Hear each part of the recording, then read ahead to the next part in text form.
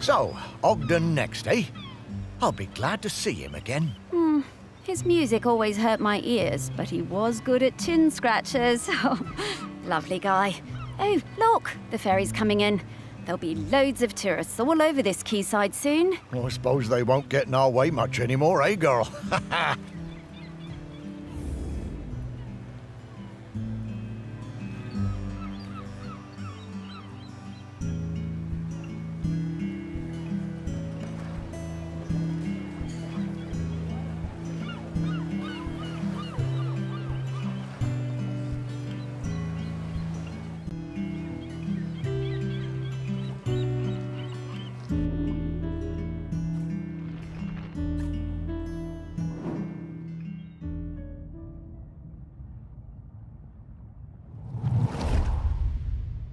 I remember we was walking home from school, a bunch of us, and I told him my grandad said the lad had a live Bactrian camel living somewhere in the woods. Everyone laughed, but I told them it was true. Ogden didn't believe me. Someone would have seen it.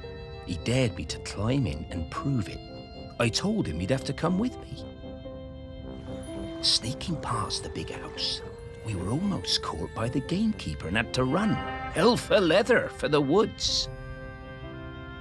We reached the trees out of breath. I was bent double and leant against a tree. Ogden had better breath control and he recovered quickly. He saw it first. The clouds parted, the moon shone down, and Ogden gasped. And then I did too. Was it? It was. The next day, we were kicking ourselves. We had no proof. No one was going to believe us. But we knew what we saw.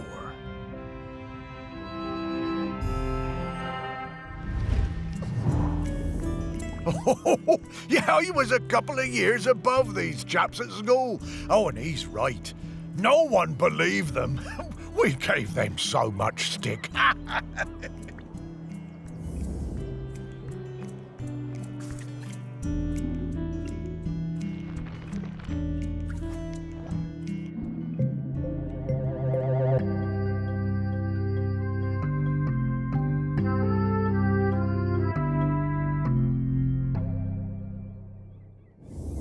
Camels are so obviously a made-up animal. Humans will believe any old rubbish.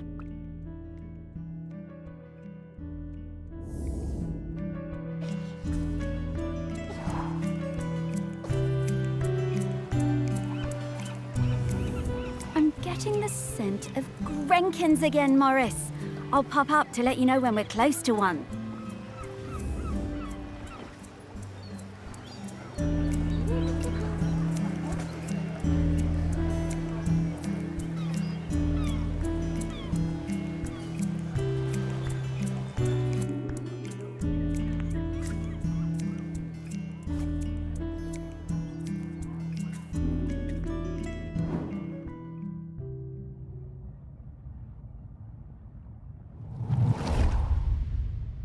It was the day of the island cricket match out on the volcanic sandspit.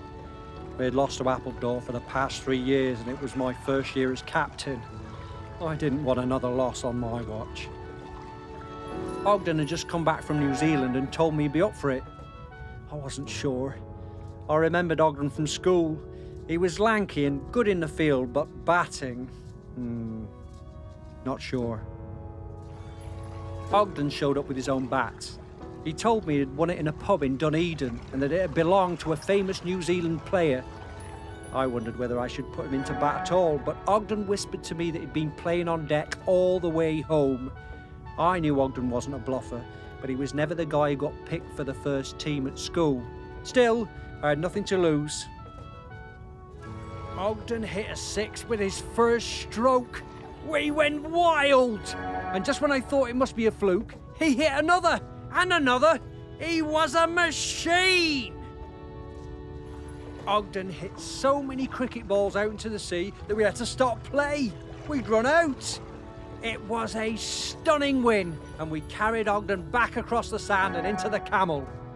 Even though he'd won the match pretty much single-handedly, he insisted it was all down to the bat and plenty of practice. Ogden was solid gold.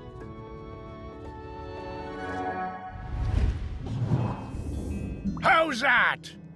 What a great day that was. And we've beaten Appledore every year since. Those poor chaps never did recover from Ogden's incredible batting.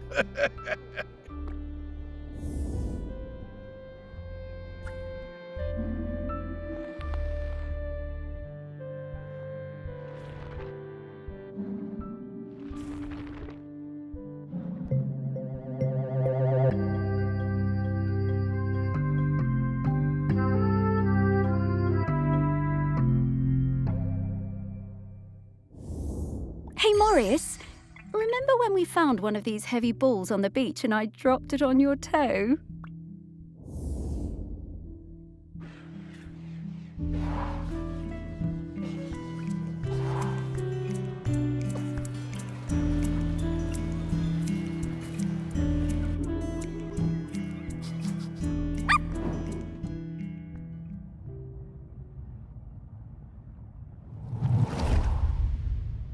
I remember when a young Ogden asked to join the Shelmerston Silver Band.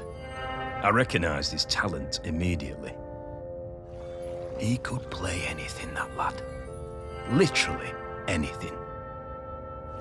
Eventually he settled on the sousaphone, which he always insisted on playing with his lucky bronze mouthpiece. One evening after the Silver Band played a storming concert in the Camel, Ogden and Sally got it into their heads to go for a night's swim in the harbour, young love and all that.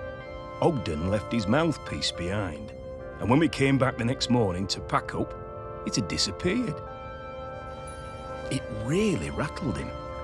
Ogden was worried he wouldn't be able to perform without it, but of course, next time we played, he was just as good as ever. Didn't need any lucky mouthpiece, our Ogden. He could play anything, that lad.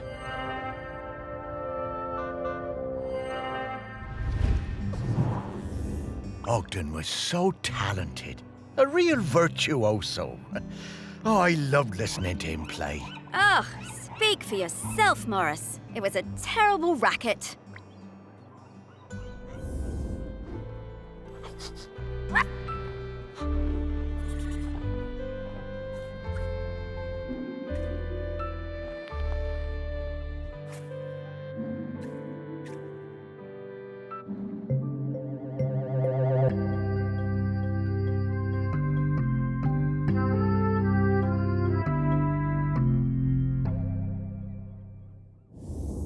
They seem to have been using it as a funnel. These bootleggers are very resourceful.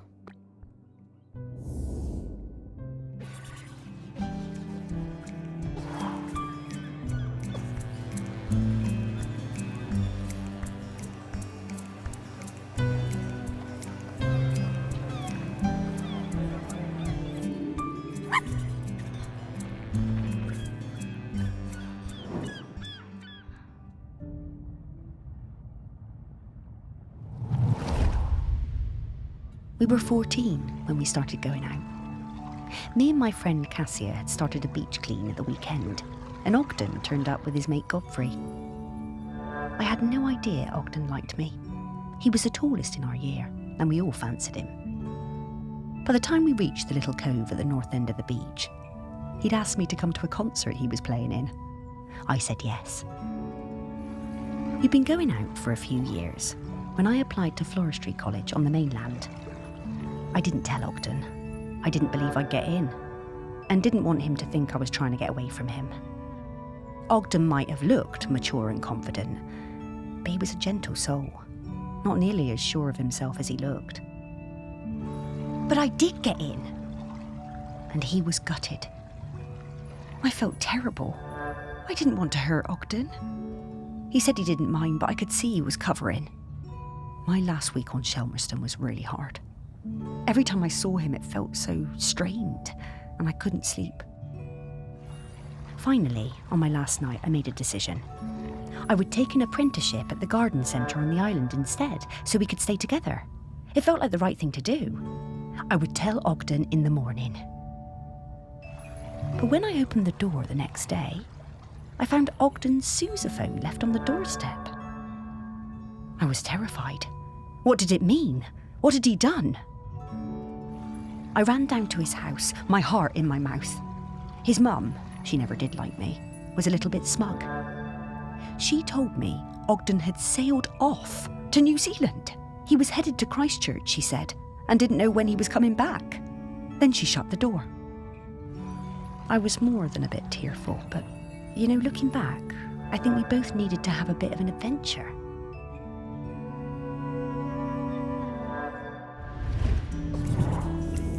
I spent a lot of time with Sally during this period. We used to meet up quite often when she returned from Floristry College and I was working at the museum. For a while I thought maybe we would get together. But she always seemed a bit out of reach, sort of distracted. Well, it makes sense now.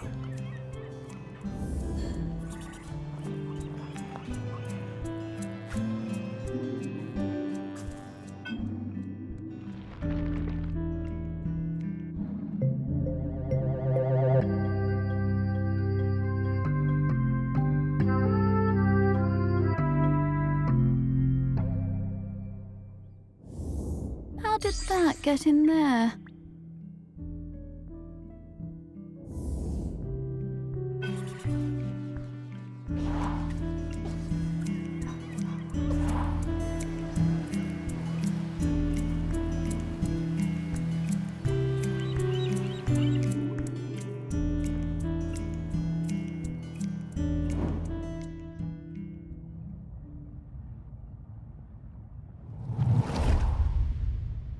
I missed Ogden so much, and for the first month there was no letter at all. I took my place at college on the mainland without knowing how he was feeling. It was a shock how low it made me, even though I was working with flowers, my dream job. I threw myself into making friends and working as hard as I could. I wondered about him travelling the world, without me and without his sousaphone. What he was doing, how he was feeling. Then the letters started arriving, and it was amazing. Each one came with a penny from a different country. One from Valparaiso, another from Dakar. I wrote back and told Ogden about my course, trips to Kew Gardens, which were amazing. And Ogden told me about his voyage, watching dolphins and flying fish, crossing the equator. Sometimes we were both lonely. We poured out our hearts to each other. In a funny way, I think the letters made us closer than ever. When he arrived in Christchurch, he'd send me flowers pressed in his letters. I sent him a shell from home, and then he sent me a New Zealand halfpenny. It was my favourite. On one side was the head of a Maori tiki. Ogden told me it was lucky. I came back to the island, and when my father died, I opened up my own florist shop on the quay. I tucked the halfpenny under the front step for luck, polished up Ogden's sousaphone and put it in the window. They both brought me luck, and the shop flourished. One day, Ogden showed up at the shop, completely out of the blue. He told me there was nowhere like Shelmerston, and no one like me. I was so thrilled to see him, I asked him to marry me there and then. He said yes.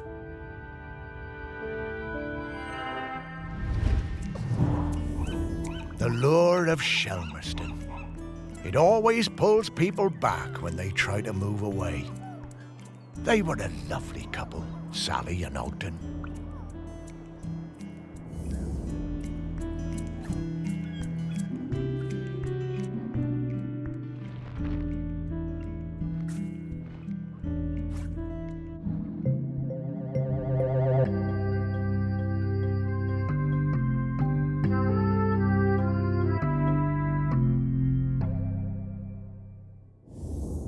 One good thing about being dead, I'll never have to deal with counting change again.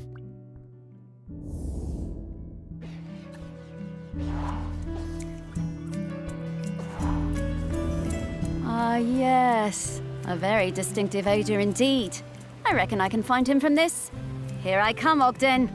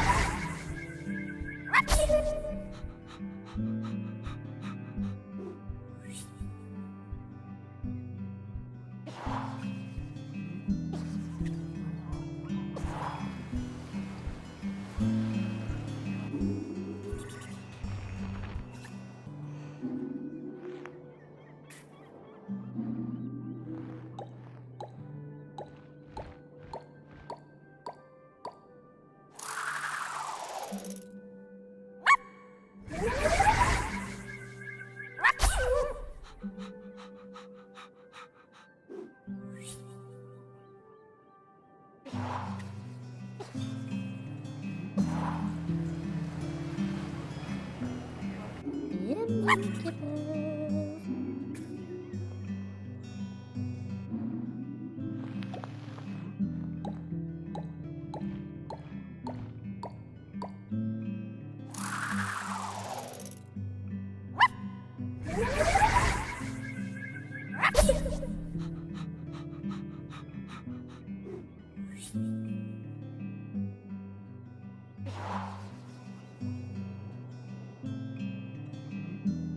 Yummy Kipper.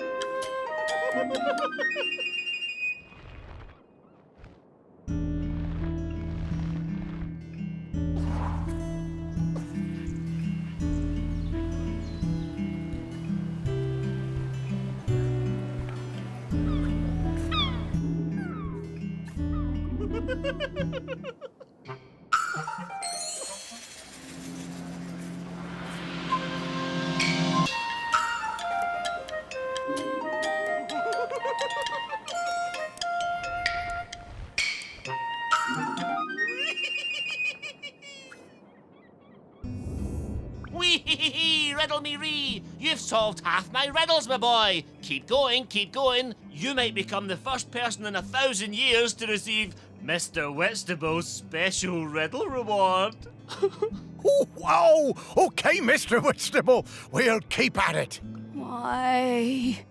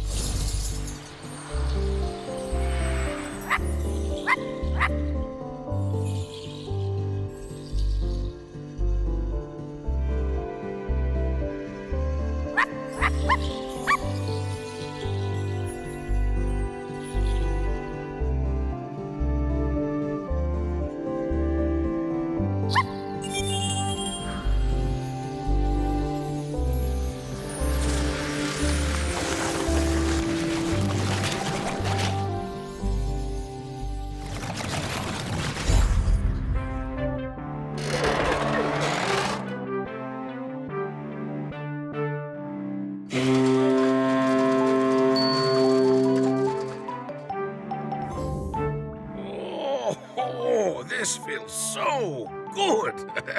Terrific to see you, Morris. Oh, it's great to see you too, mate. Have a stretch, Ogden. We have a question for you. Sparky, owner of the very finest singing voice on the island. What can I do for you? Well, it's about the custodian. We need a replacement. Ah, yes. I've heard that volcano rumbling. Poor Aggie must be very tired. Yes, she is. We need a replacement. Oh. Oh, you want me to be the custodian? Well, I'm honored, but I can't. Are you sure? The island is in dire need. I know, and I sympathize, but Sally is the other half of me. I need to watch over her. Everything else may be changing, but she's my constant, and I'm hers. I need to go into the West with her when it's her time. Yes, I understand. You two always did have an enviable connection.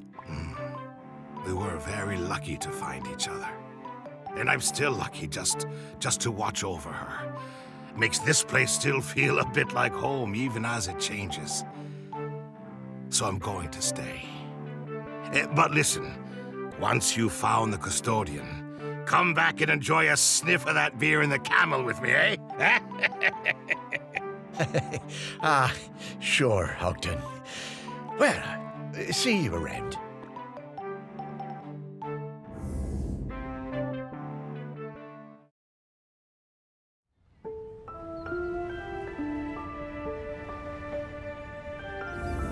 Well, after all these years, Ogden still carries that torch for Sally. I wish I'd been so lucky. Things I should have done. You were busy with the museum, Morris. And you did walks, and you did fetch, and belly rubs, and... Yeah, all right, yes. I was very busy. Thank you for reminding me. You did plenty. But now you need to find the next custodian. Hey, how long has Aggie been custodian? Oh, a little while now. You've met her, actually. I have? Well, her body, anyway. In the museum. What? Her body? In the museum? Oh, wait! That's right, Morris. The Bog Lady. The Bog Lady of Shelmerston. But that's Aggie? Mm-hmm. Well, that's her body, anyway. Her spirit is all around us, of course. But Aggie is Bronze Age. 3,000 years. She's been custodian all that time? Yep. Wow. No wonder she's tired. More tired every minute. We need to get to the next prospect. Greg Litherland, at the campsite. Greg. Okay.